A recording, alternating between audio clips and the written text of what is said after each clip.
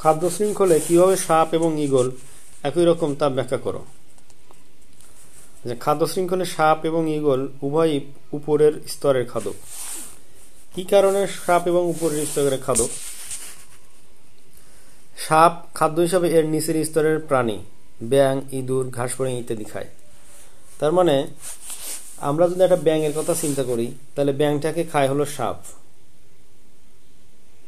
আবার একটা ইঁদুরের কথা চিন্তা করি, ইঁদুরটাকে খায় সাপ। ঘাসফড়িংয়ের কথা চিন্তা করি, ঘাসফড়িংকে খায় হলো সাপ। তাহলে সাপটা হলো উপরের স্তরের খাদক, নিচের স্তরের খাদক হলো ব্যাঙ এবং ঘাসফড়িং এবং ইঁদুর।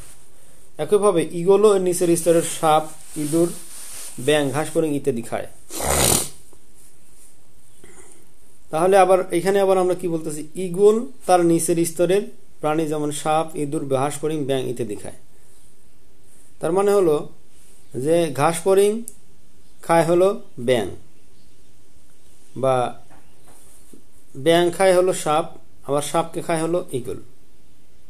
তার মানে প্রথমে হলো ঈগল, তারপরে হলো সাপ, তারপরে হলো ইঁদুর, ব্যাঙ, ঘাসফড়িং এগুলো। এখন সাপ কি খাইতেছে? ব্যাঙ খাইতেছে, ব্যাঙের কিন্তু মাংস আছে। আবার ঈগল সাপ খাইতেছে, সাপেরও মাংস আছে। সাপ ও ঈগল উভয়ই মাংসাশী প্রাণী, এরা কেউ উৎপাদককে খায় না। অর্থাৎ খাদ্য শৃঙ্খলে খাদ্য এবং খাদকের সম্পর্ক দিতে সাপ ও ঈগল একই রকম হয়।